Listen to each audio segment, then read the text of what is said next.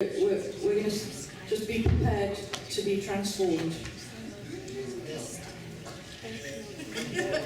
Back to table. Okay. Expectations low. Yeah. Remember how you feel right now. Okay.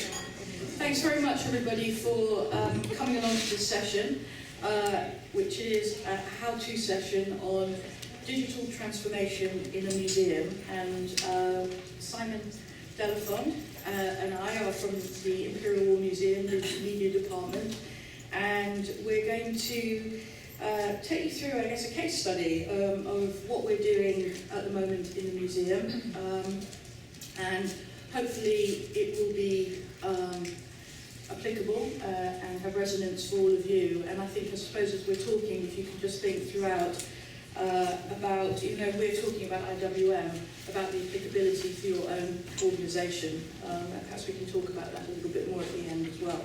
So before we really get into the meat of it, I think it's really useful just to take a few minutes to talk about where we've come from over the past few years, which I think will help to explain where we are now and where we're going. So I'm just going to briefly give you a potted history of the last few years. Apologies to those of you who have heard me talk about this before, many times. So this is...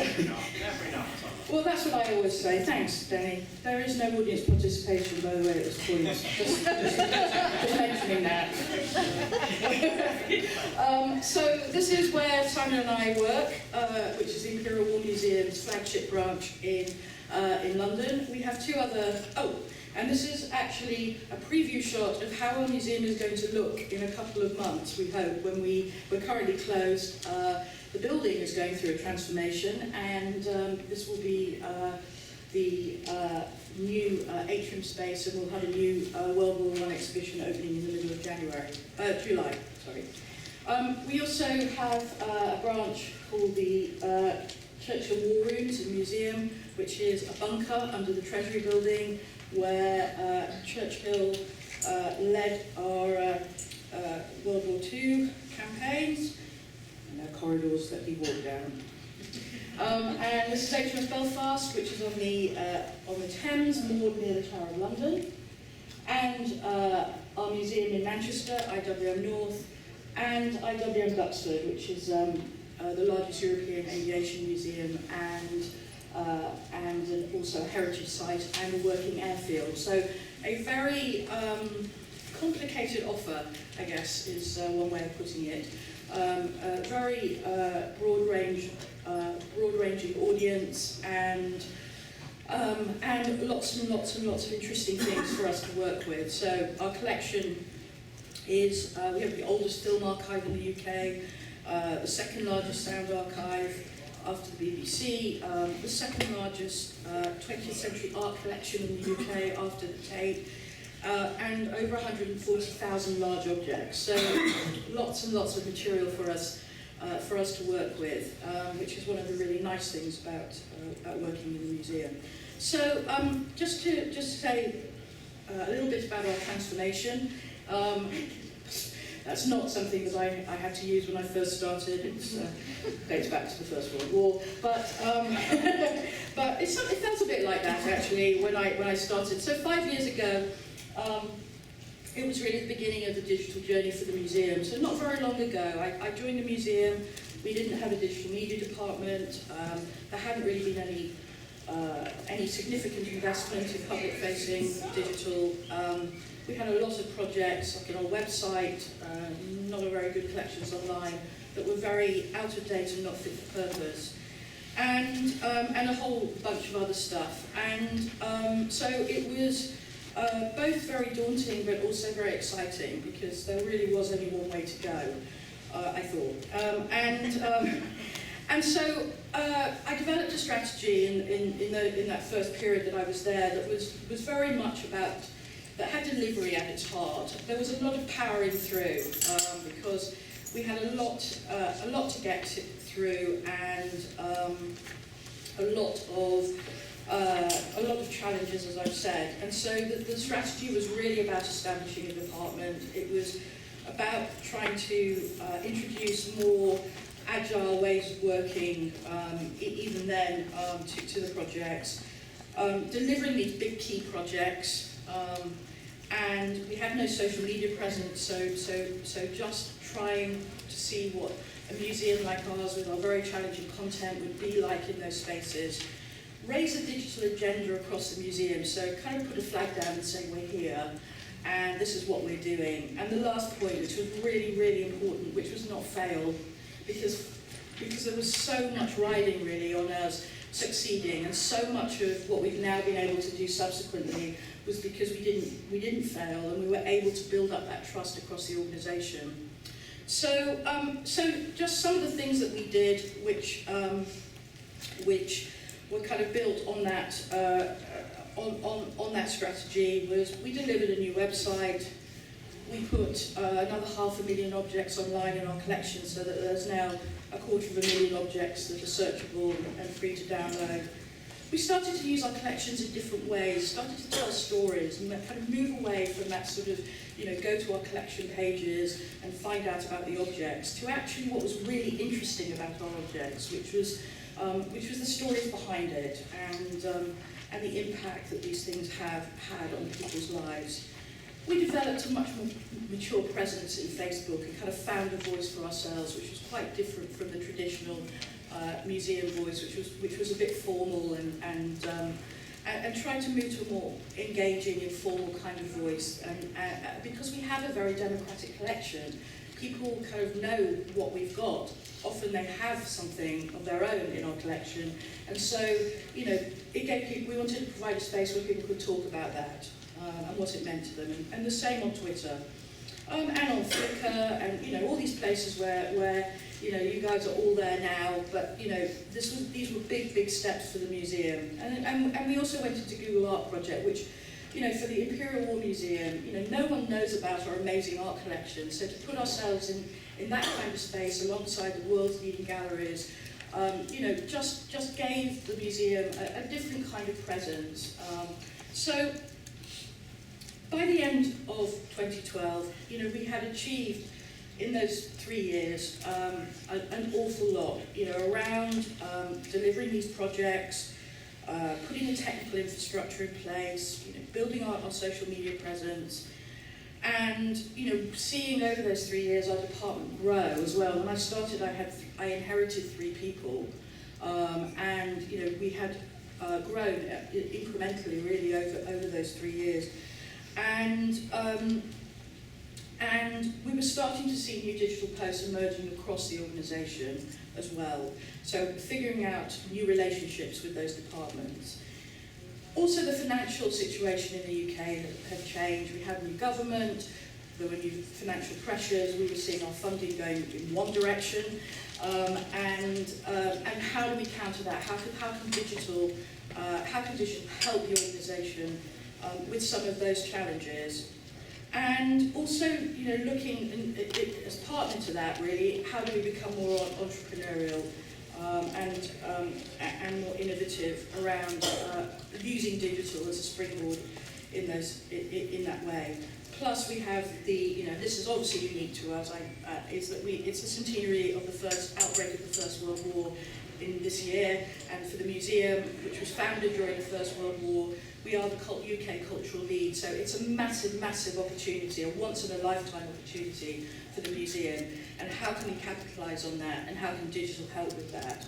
So that was kind of where we were, and then on our Director General, was now starting to talk about digital when she was speaking publicly. This is our most important channel going forward. So that's quite a shift from where it was when I joined, and that wasn't just down to me, that was down to a lot of people across the organisation. But it just meant that I felt that we were now in a very, very different place than when I joined, when it was very much about, powering through. There are some seats at the front, actually, there's no audience participation, so I'm not sure if I can call on you. You're not going to have to come and sing or anything. So, just to sum up this bit here. So at the end of 2012, it was, okay, we're in a different space now, and we need to be thinking about the future direction of digital in the organisation. And out of that, we did some more consultation with our staff. We came up with a digital transformation strategy, which we launched in the first part of 2013. And that strategy has got kind of 4 key elements to it. And out of that, we developed a programme of work, which Simon's going to talk to you a little bit more about in a second. And so those 4 things were to identify and deliver key digital transformation projects. So these are projects that we were badging now and talking about in a different way. And these are projects where we were looking at the organisational priorities and saying these are things that are going to move the organisation to a different place more quickly, that have some kind of digital solution and are going to have some big measurable impact. We wanted to raise the digital capability of staff. So we have low digital literacy in the museum. We have people who are very enthusiastic and interested in digital, and we have some people who have specialist digital, have digital in their titles across the museum. Not very many, but we have some. And then there's a digital media department. And so how do we help to bring our staff along with us so that they can help to deliver this transformation? We can't do it on our own. And as part of that, it was going to involve changing the role of the digital media department, moving away from just a delivery department to one that's got creative and service requirements, but also is coaching and facilitating and supporting staff through this, through these new times. And as part of that, introducing some transformational digital processes to help support all of that. So that was our strategy, which we launched, and we're now 6 or 7 months into that programme. And so I'm going to hand over to Simon, who's going to talk to you a little bit more now about some of that practical implementation. Yeah. So what does that strategy that Carolyn has outlined mean in practice? Well, if there's one thing that I think defines that strategy, it's this. It's all about the user. So what do I mean by the user? Well, I suppose I mean these people, or at least sort of human versions of them. There's going to be a lot of Lego, by the way, in my presentation. I apologise for that one. So the user. So what I mean by the user are the people who are using our site, who are in the galleries using our interactive, the people who are trying to buy a ticket on our site, or license an image from our media sales department. It's the people at the end, basically. But that's very easy to say, but it's much harder to put into practice, because by saying it's all about the user, you're saying it's not about the organisation. For those of you not familiar with Star Wars and Lego, that's the Death Star, by the way. We can only do that because we're 3,500 miles away. Yeah, that's just, yeah, that's not us necessarily. Yeah, it's not about the organisation. By saying it's about the user, it's not about the organisation, and that obviously immediately sets up a kind of conflict. And so it's quite clear then that what we're trying to do is quite hard, and we've certainly felt like we're a kind of lone voice, a sort of freedom fighter fighting the good fight sometimes. But I'm going to talk about some of the projects and approaches that we've taken where we've put this into practice, and the effect that they've had on the organisation and the teams within the organisation, and that includes us as well, because it's had quite a dramatic impact on us. So the first thing I'm going to talk about is agile user stories. So we digital media use agile user stories now for all of the projects that we run. And I know that this subject has been much discussed here and elsewhere, so I don't want to sort of labour the point, but I just want to talk about how we've used it in practice, really, and what it means for us, because I think that's it's a way of kind of explaining the impact that it's had. So for us, we have sort of 5 principles that define what agile means for us. So the first is user-focused, really. So users are at the heart of all the decisions we make. The second is regular prioritisation. So that allows us to change our mind, to be reactive and adaptive to the project and indeed the world around. Number 3, simple solutions first. So in other words, things that don't look like this. Things where we can test a concept really quickly and see if it works, and then change and adapt accordingly. Number 4, measurable. So before we set out to do something, we always figure out how we're going to measure success. And that may be obvious things like web stats, but actually it might also be other things like a project we're working on at the moment where actually what we're interested in doing is making some web pages and then going to track the number of phone calls that come to the museum, and hopefully they're going to go down. So it's like, it's measurable, but it's not just web stats necessarily. And those stats, I suppose we work, although that ability to measure, we work with the departments that we're working with. So for them, it's really the real kind of key measure of success is that the number of phone calls goes down. So it's a kind of collaboration between the two departments. And number 5, regular changes. So in other words, moving from project plans that look like this, where there's a block of design, a bigger block of development, and then some measurement, to project plans that look more like this. So it's the same elements that are involved, but they're just repeated over and over again. So we're able to design, develop, measure, and then use the findings that we've from the measurement to influence what we do next. So how does this manifest itself? Well, one of the things we do is use user stories to define what we're doing without preempting the solution. And a user story, as I'm sure many of you are familiar with, they're written in a very particular way, and they come in 3 parts. We found them really useful as a way of doing exactly that, of separating the aspiration behind something and the solution. So in other words, we're able to just look at what the motivation is behind something before we do it.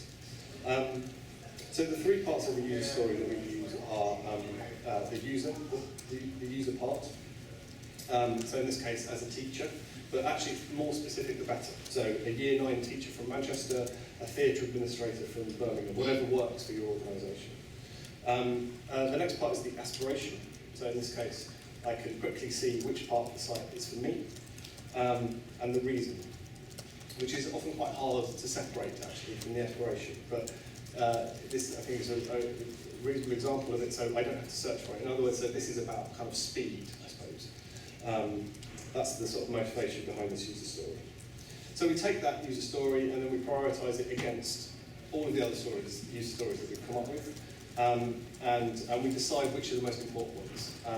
So let's say in this case we think that user story that we've just had is the most important one. So we come up with a simple solution for it. So if we take a look at the IWM homepage, so we think of a simple solution. So let's say our simple solution for this user story is to look at the navigation bar at the top and insert the word teachers in there. So we're not talking about a whole kind of year-long project where we're going to be making teacher resources rigid. All we're doing is adding a new link to our homepage. And then what we do is track its progress. And obviously this is a kind of graph that I've just made up for this presentation, but for the purposes of illustration. But you can see here we've got, like week 1 there wasn't a thing, week 2 there was, it's made some difference. So the crucial thing though is that we then go back to our board of user stories and we look at that user story, that first user story, again against all of the ones that are on the board and think, is it still important? Is it still one of the most important things that we should do? And if it is, then we go back and think of something else. So let's say instead of teachers, we change that to groups and schools. And then another fabricated graph. This time, it's made a bigger difference. But you can see the principle that I'm getting at. And of course, that's not necessarily the end of the process. We might return to it and we might think, yeah, actually, we need to go back and do something else. But the point is that we're able to change our minds and prioritise it constantly against what else is going on. So the reason I wanted to talk about that really is obviously it's a change in project management technique, which has its own advantages, but it's actually the technique itself that brought about a change in digital media, our relationships, digital media's relationship with other departments. So we're no longer a department that just takes requirements, implements them, and moves on. We're actually invested in the solution now because we take responsibility for it.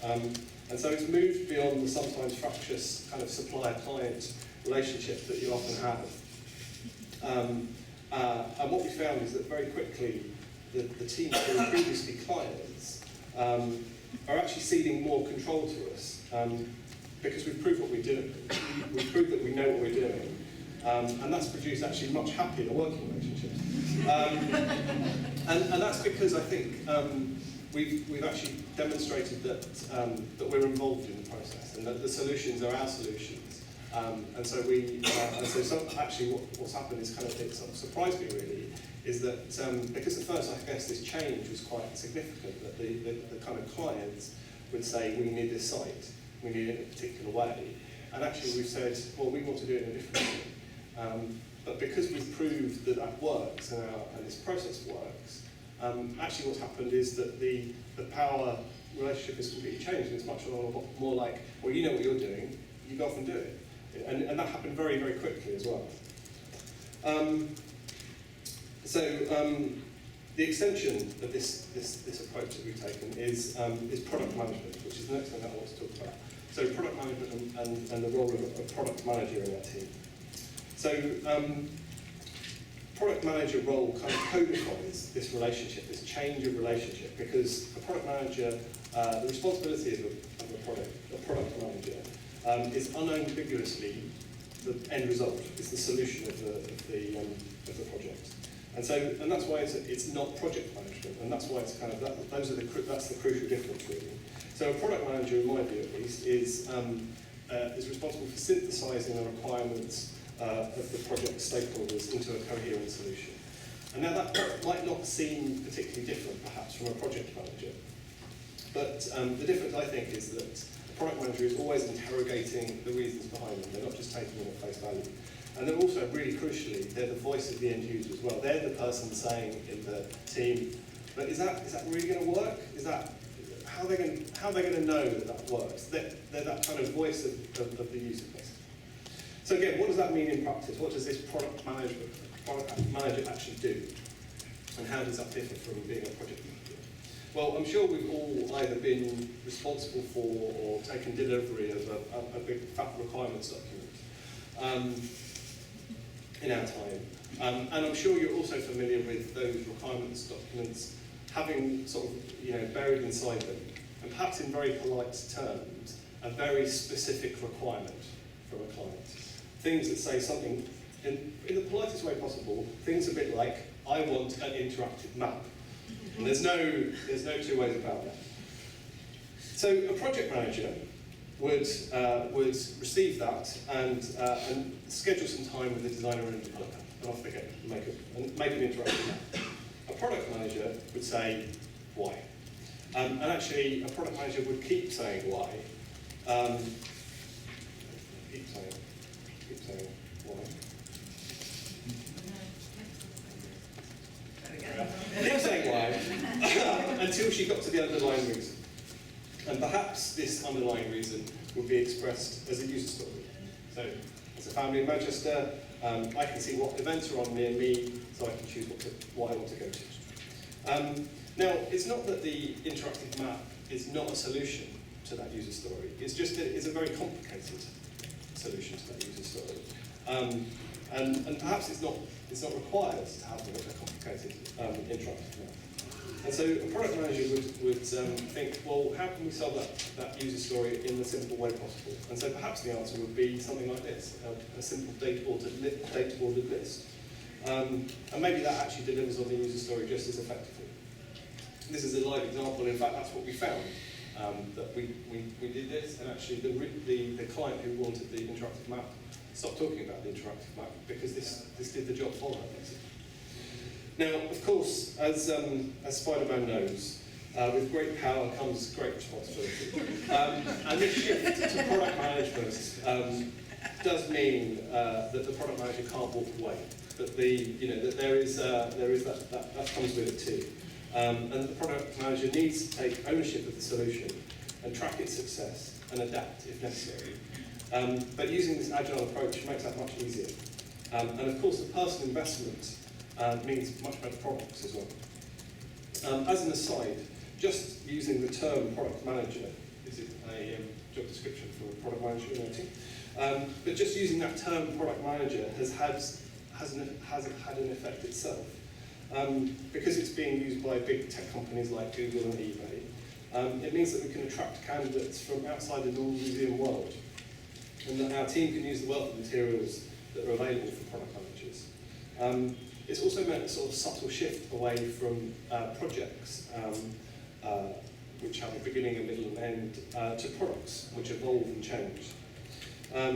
So the success we've had using this approach has meant that we've started work on a suite of sort of digital transformation projects, where we're applying these techniques to areas of the museum where we haven't previously worked. So areas of the museum where they're not commissioning a website that we have to make.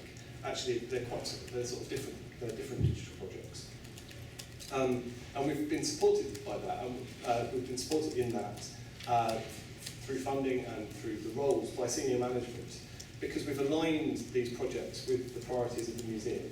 And those priorities at the moment are efficiency and revenue growth. So we've looked at areas where we think digital can help in those areas, and therefore we've been able to get funding for the posts. So one of these projects is the commercial division, where we're applying an iterative development process to the redesign of the shop and the media sales site. We're also starting to implement a CRM system as well. But importantly, this project isn't driven by the technology. IT is a stakeholder in it, but it's actually, the project is all about the users. The focus is on the end users and streamlining the processes to give them the best customer service. Another project in this sort of suite is with the collections access team. I'm sure you have similar teams in your organisations, but the collections access team in the Imperial Museum is the team who answers the many thousands of questions from the public about our collections and about our subject. But they're a team whose processes have not changed for many, many years. Many of the inquiries still come by letter and indeed fax, unbelievably. But they're now really beginning, as a team, they're really beginning to struggle as more demand is placed on them. So here we're using the sort of data analysis part of this process to really get first true insight into what the team do and how they work. And then we're going to use those findings to determine which areas of their service we can improve with digital products. Of course, none of these approaches are easy, as Carolyn was going to talk about now. I obviously get to talk about the really hard, awful stuff. But yeah, I mean, because I think it's really important to not present a picture to you where this stuff is easy to do, because it isn't. There are many challenges. I'm just going to run through a few of them. This is a big one. The pace of our projects, the things that Simon, we've been working on this 6-7 months. We've done so much that it's hard to believe actually how much we've accomplished. But that's difficult in an environment where people are not used to working at that pace, not used to working with that agile kind of methodology and the requirements around that speed. So that's a big challenge.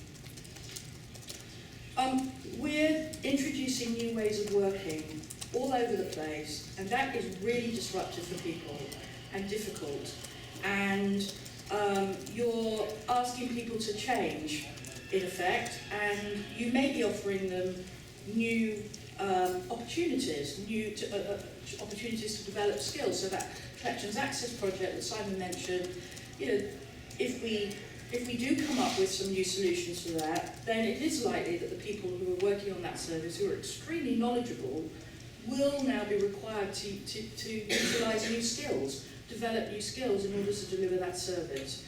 And, there is a natural resistance to that. It's uncomfortable and unsettling.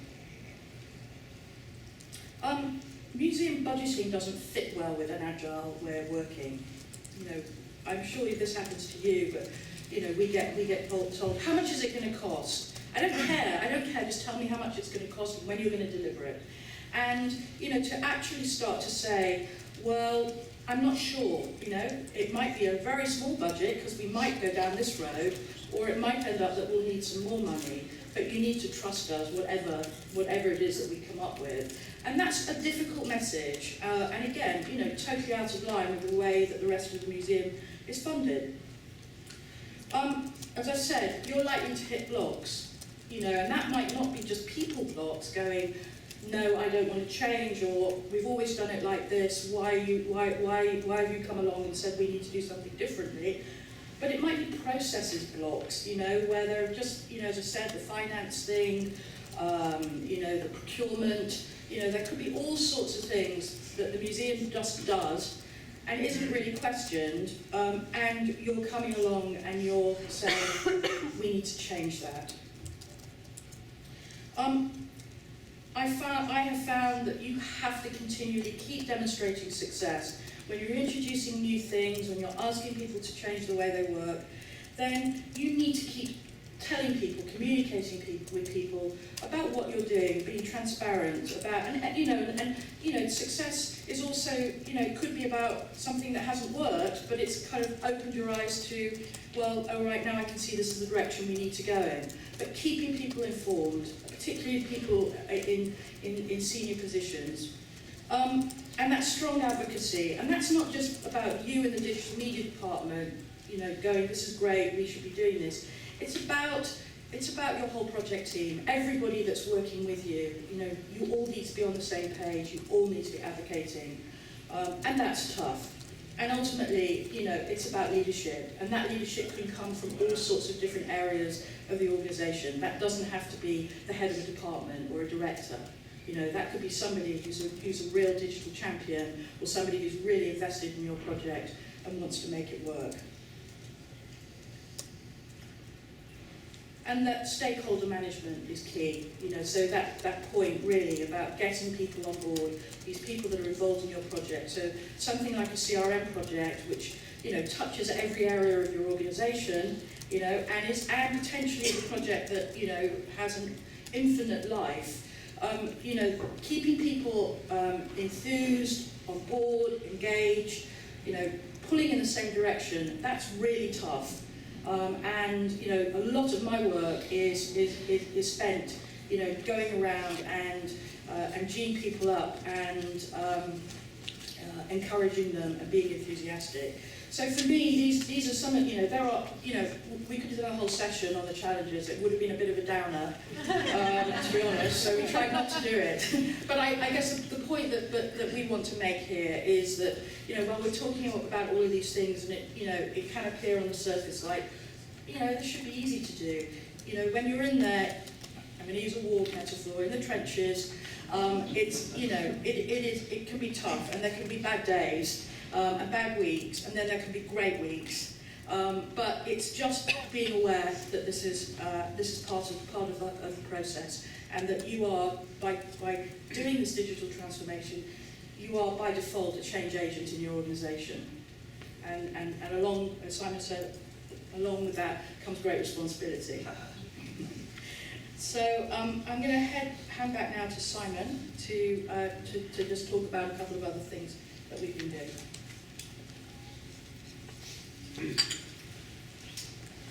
Yeah, so something else that we've developed, which is sort of different from the project management and processes, is about the creation of different content groups and processes. So, as Carolyn mentioned at the beginning, our website is relatively new, and digital media's role is central in all the content production.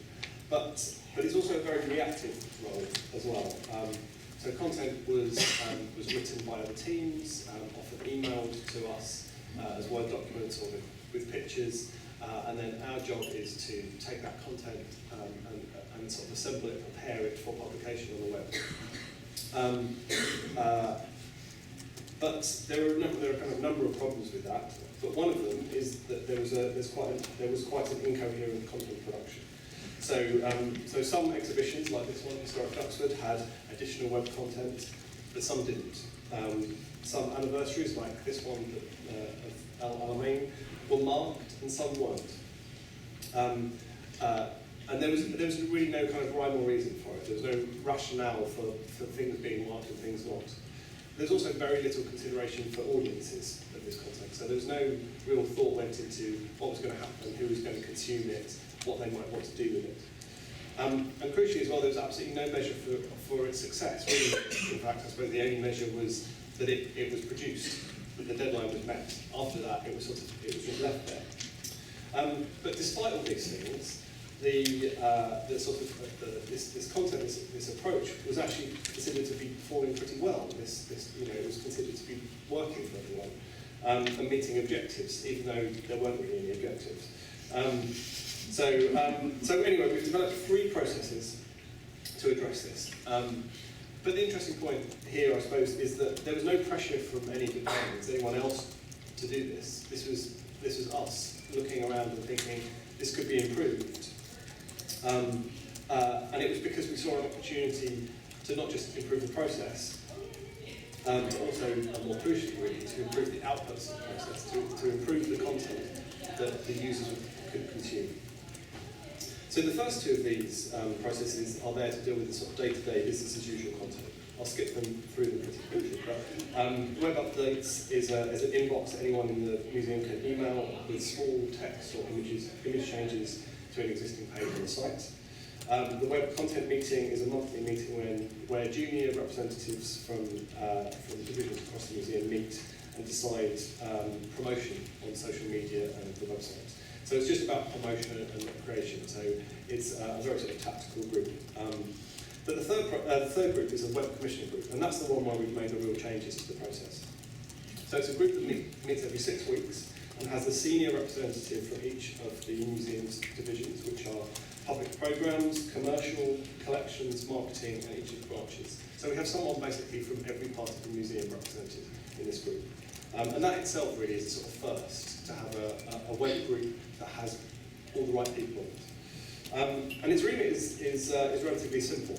It commissions and monitors the success of new web content. It decides what content is made and what isn't, and it decides the audience mix.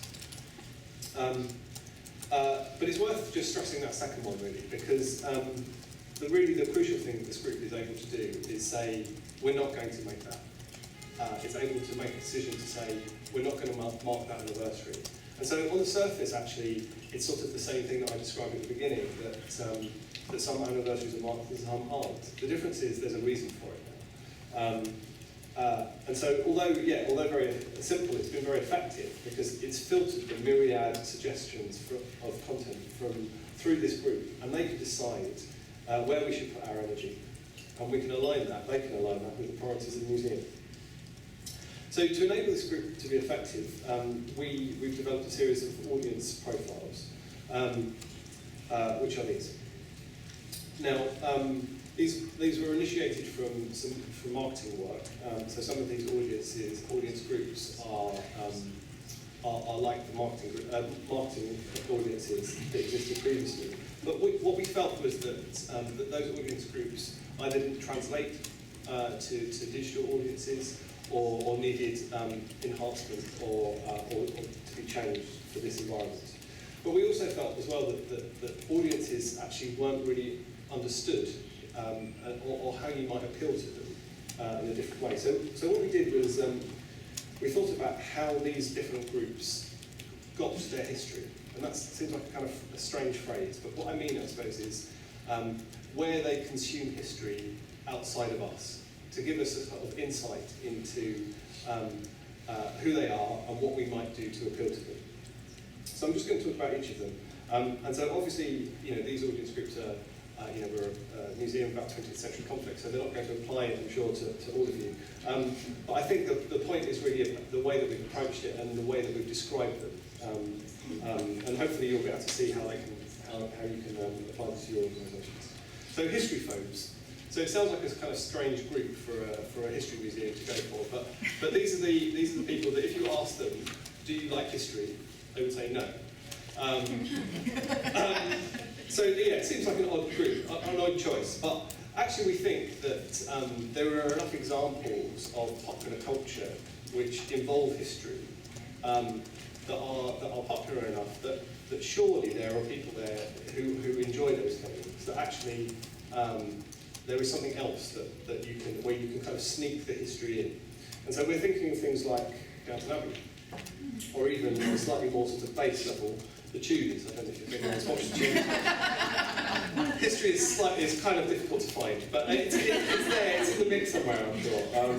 But clearly the people who are watching these programmes, they're interested in the soap opera, but there is history in there.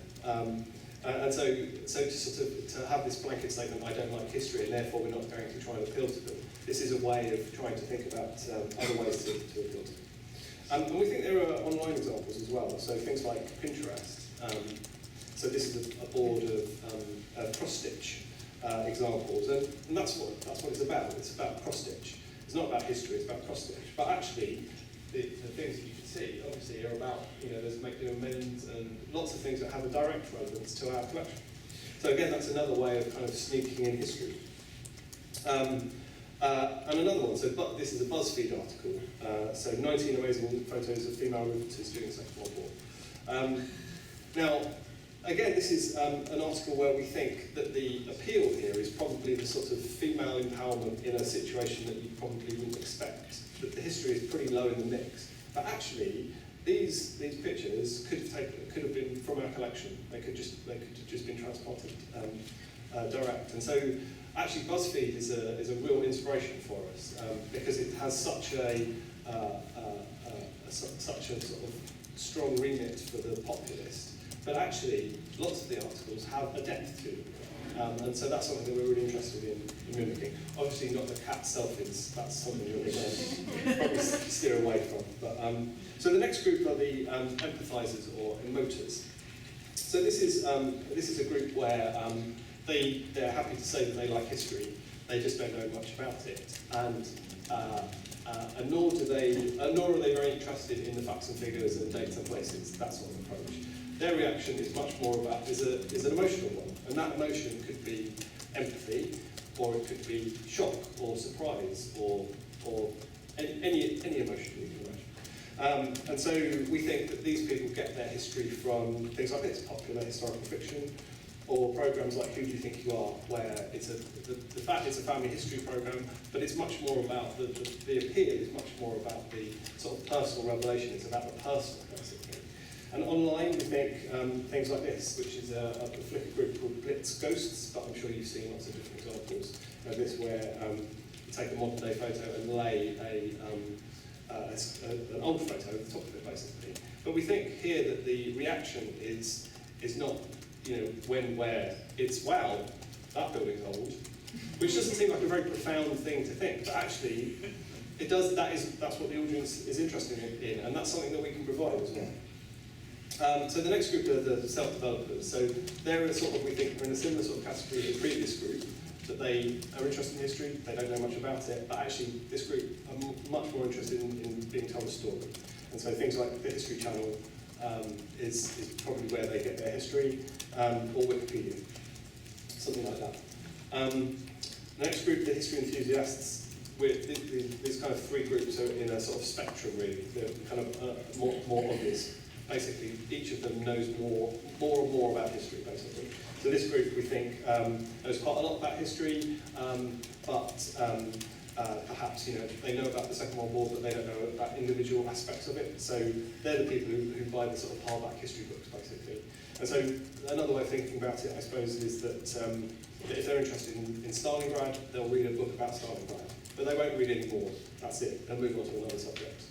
Whereas, and so there are TV programmes that appeal to this group as well, and other online things like this new BBC pages, the I Wonder pages, where, to answer this question, or to be interested in this question, how close did the world come to peace in 1914, you kind of have to know a bit about the First World War in the first place. The next group are the experts or critics, perhaps, and this is, it's kind of obvious here. So that, they know more about history, they know a lot about history, and they're really interested in opinions and new interpretations. And so, again, there are online examples like this. The Great War Forum, which is a First World War sort of message board where there's very in-depth conversations about all aspects of the First World War. So anyway, so this approach that we've taken, this kind of really sort of detailed consideration for the audiences, has meant that we were able to communicate that to these senior stakeholders, and they've been able to understand it, I think probably for the first time, and really see what the differences are. And the consequence of that has meant that we've been able to make content which has been much more targeted at different audience types. So these are just some of the examples of content that we've made recently. So this one, incredible photos of the Imperial Camel Corps. So it's a regiment from the First World War of people who rode around on camels, basically. And we have some amazing photos of this. And so this, we think, is going to appeal to that the sort of emotional reaction of kind of surprise. The next, another example, the 10 things you need to know about D-Day. So this is designed for a sort of self-development audience. The group who know a bit about D-Day, but perhaps need a bit of help reminding. But we're still also making content for an expert group as well. So this one, Collecting for the Holocaust exhibition, which is written by a head of research, and is about the approach she took to collecting for the Holocaust exhibition in London. So although this process is still only a few months old, it's already proved much more popular with the audience than the previous approach. And we think that, as I said at the beginning, it's because we've made it all about the user, basically. But the effect on the organisation has also been quite profound as well, because suddenly audiences are at the heart of all the web content we make. We've developed a new vocabulary for senior stakeholders to understand the audiences and the content that we make. And as a result, we're able to be much more strategic about the content that we make and make much more informed decisions. And also, for us, for digital media, it's given us a completely different role, because no longer are we just responding to requests, we're now shaping the content that's being made and using our expertise of this medium to decide what content should be made. Okay, so in the last few minutes, I'm going to switch over slightly. So, as Simon said, our focus is all about the user, and it's all about the staff. So, as I said, we can't do this stuff without bringing our staff along with us, and by trying to raise digital literacy and capability where we can. So I'm sure some of you have already heard me talking about this, but we introduced Computer Club. And we introduced Computer Club just about a year ago, and we wanted to do this. Oh, sorry, Tim. There you go. Just it's personalised. You ready? You ready? I'm ready. Okay, good. So we wanted to find a way of engaging our staff with digital stuff, basically, and to do it in a non-IT kind of focused way, so not in a windowless training room. We wanted to move away from, thinking about digital as, Microsoft Office, and to start to think about a wider applicability and what kinds of things are our staff interested in. What might they be doing outside of the museum, at home, making music, blogging, tweeting, whatever it might be. And what about people in the museum who are keen to develop their digital skills but don't really have that opportunity? So that's what Computer Club is really about. And crucially, we introduced the concept of a sticker, which I would say is, minimum requirement. And so some of the sessions that we've run, we've run a session about learning to use Twitter. We've done making a movie on an iPad, and which I'm going to show you a great example of in a minute. We've played games, we've introduced basic coding, we've had people come and talk from the outside about in this case, about designing games. And it's all done over a lunchtime, and once a month, and we run a series of sessions, usually 3 over the course of 3 weeks. And and we've had a fantastic response, a really fantastic response. So that was our Twitter session, which was the very first one that we did, and we had a lot of hiccups and issues with that. But what was great was that we got a fantastic response. I think we got something like over 50 people that responded. The circled is John, who's our finance director, so we got directors there. And we learned an awful lot about how to run a session. So after that, we followed it up with, we realised in that session that people hadn't really, quite a few people had never even really held a tablet. I mean, we were just amazed. You know, they kind of came in and they were sort of saying, is it this way, is it this way, where's the keyboard, how do I switch it on? And so we thought, well, actually, let's do something where we give people more experience with tablets and let them see, get a chance to hold it, play with it, and see what a powerful tool it can actually be. So we came up with this activity, which was using iMovie on the iPad and building a session that was about creating, in an hour, a small group of four, going off and making a film, and then doing some basic editing and coming back, and then we all sit and we watch the films. We turn the lights off and we watch the films together. And we found that on iMovie there was a program that let you make trailers, so it was perfect. So there was a sort of framework, and the trailers are a minute long, something like that. And so, you know, the focus then is about the different kinds of shots, how you put the film together, and the basic editing. So now I'm going to show you one of the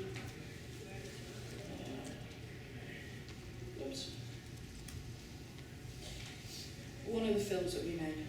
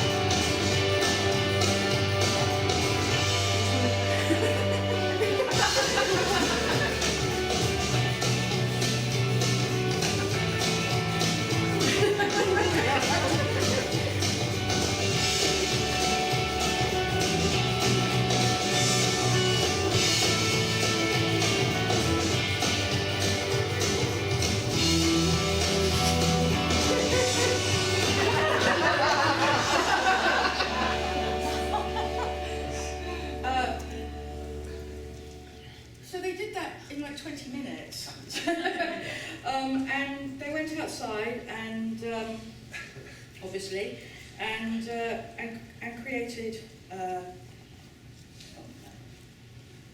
it come back?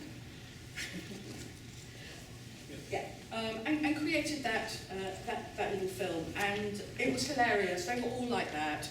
And the point about this was that it was a great kind of collaborative activity, but also everybody was really prepared to be silly, essentially, no matter what their job was. And so it was great. It was really great.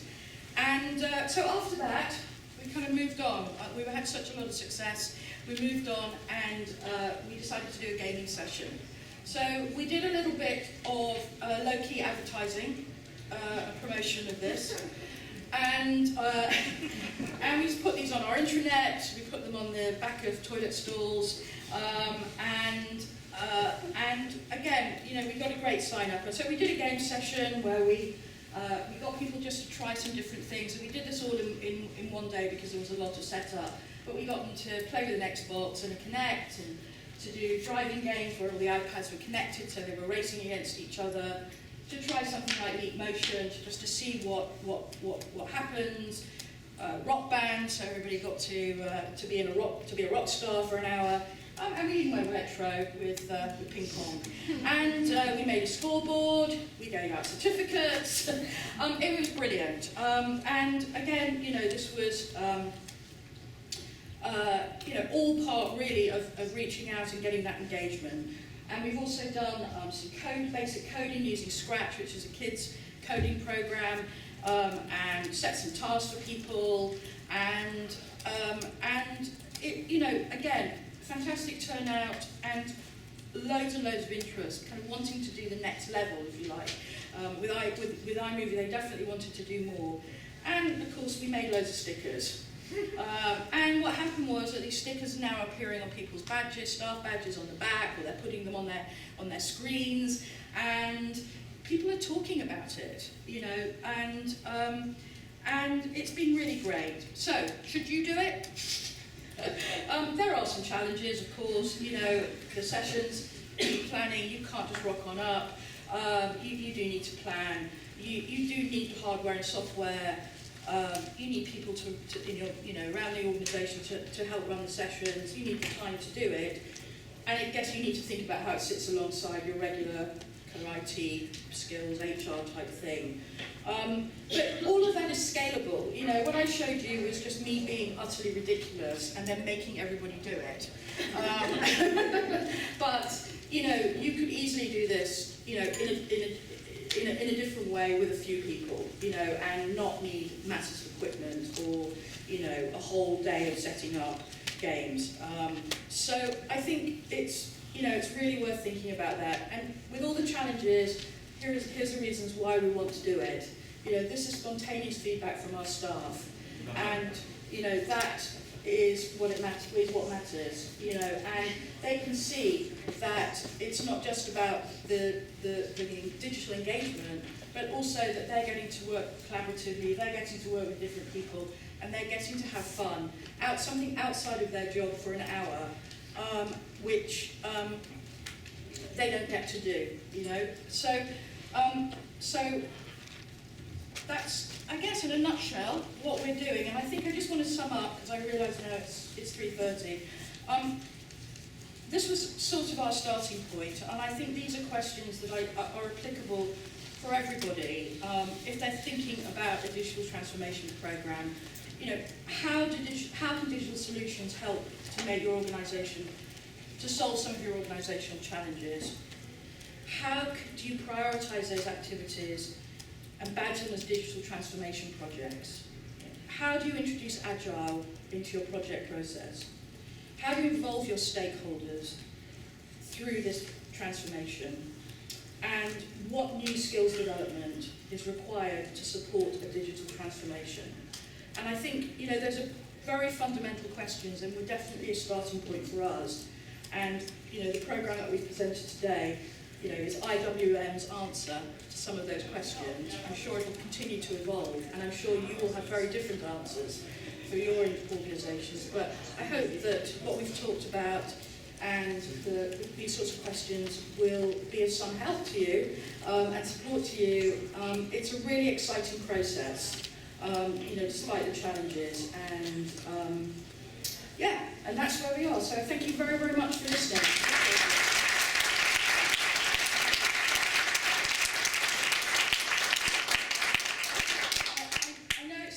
And I'm really sorry, I don't know if anybody has any questions or they want to come and talk to us. Please do. Sorry about that.